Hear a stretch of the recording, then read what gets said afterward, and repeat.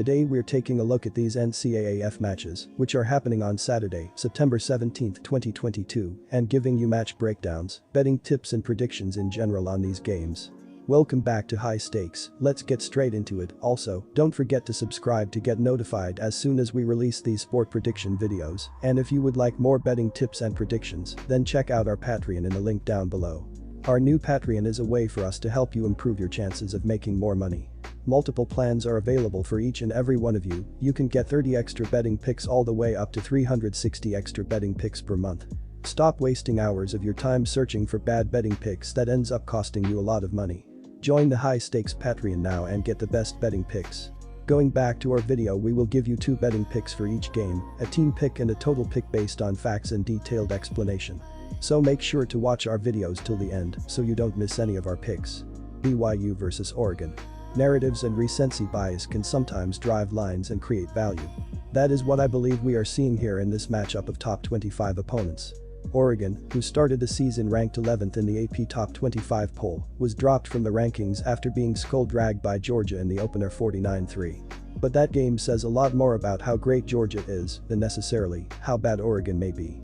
In short, Oregon is not bad and they won't have a bad season. In the game against Utah, they still managed over 300 yards of offense and held the ball for 29 minutes. This was after Utah scored a touchdown on their first 7 offensive series. The Oregon defense was overmatched against Georgia, but that wouldn't be the case against BYU.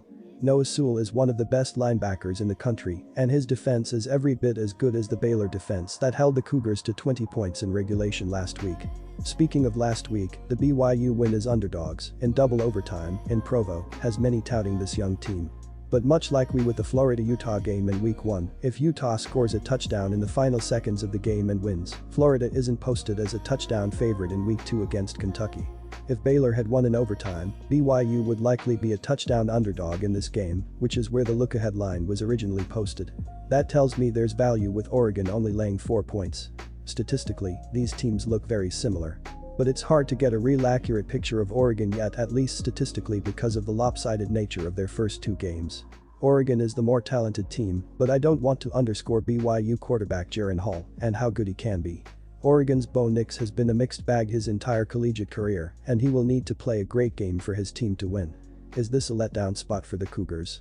Not necessarily, but Eugene is no cakewalk of a place to play, and the Ducks have run of Pac-12 games after this that are all very winnable prior to facing Utah in late November. Dan Lanning's defense shows out at home to get a much-needed win. Our team pick is Oregon minus 3.5 points. Oregon went 5-2 to the over in home games last year and is 24-9-1 to the over at home in non-conference games since 2000. But this is expected to be a tightly contested matchup of 2 very solid defenses. Oregon's defensive numbers are skewed after 2 games because they were throttled by Georgia in Week 1. BYU proved they can slow down a competent offense and a plus quarterback last week in their win over Baylor. Both of these teams are averaging around 200 yards per game on the ground. I am expecting that to be a bigger part of the offensive game plan on both sides. While both of these quarterbacks are mobile, they aren't necessarily the typical dual-threat running quarterback.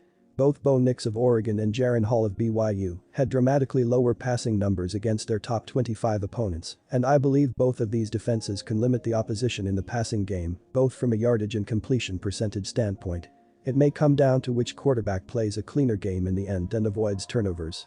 Dan Lanning was brought to Eugene to make this team and this defense more physical. That toughness should be on display come Saturday. BYU has returned 11 starters on defense and has a solid linebacking core that will keep the Oregon offense in check. The Cougars aren't putting up anywhere near the 5 they did in Week 1, and the Ducks won't sniff the 70 points they put last week either. I don't think either team gets to 30 in this game, and it stays under despite the trend we've seen from Oregon at home in recent years. Our total pick is under 58 points. Penn State vs Auburn. 2 power programs face off for the 2nd straight year, and the Penn State-Auburn series shifts to Jordan-Hare Stadium. The Nittany Lions won last year's game in Happy Valley 28-20.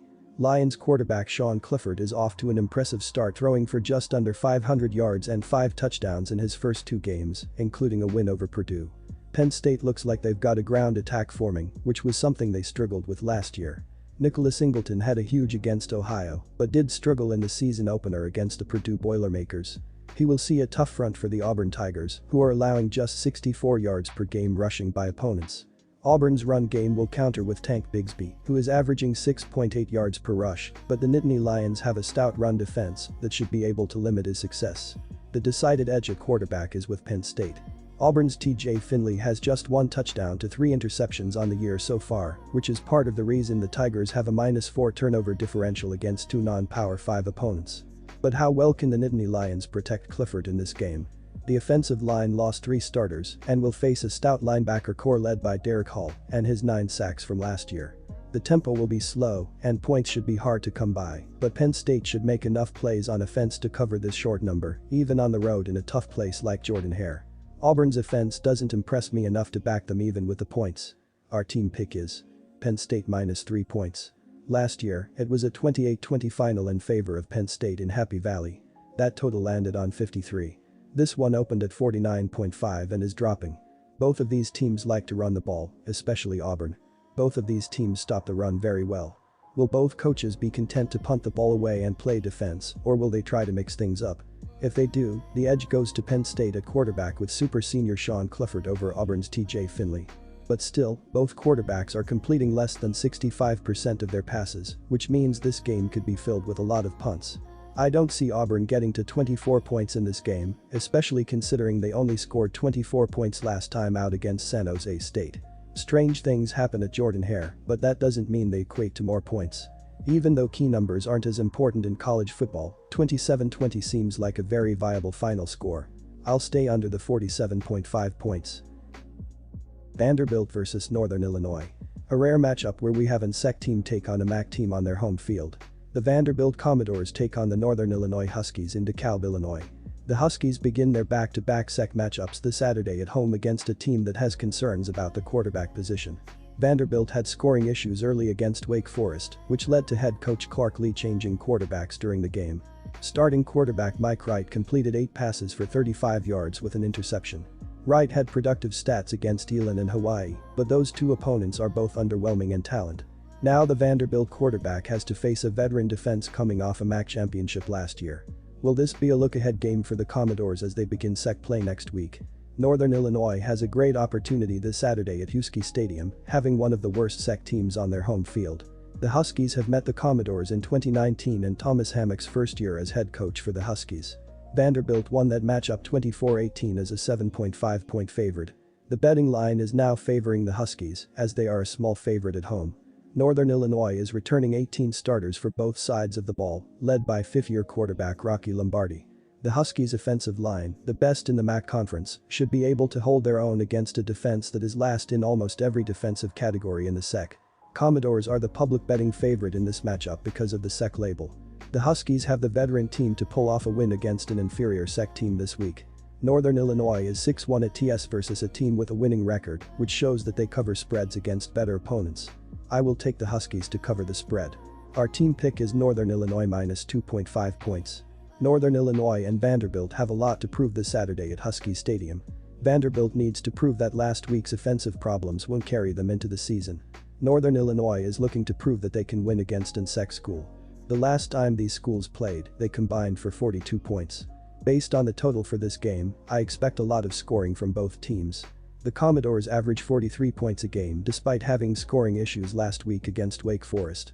Vanderbilt quarterback Mike Wright will want to put on a show this week after his benching last week. Our total pick is over 58.5 points.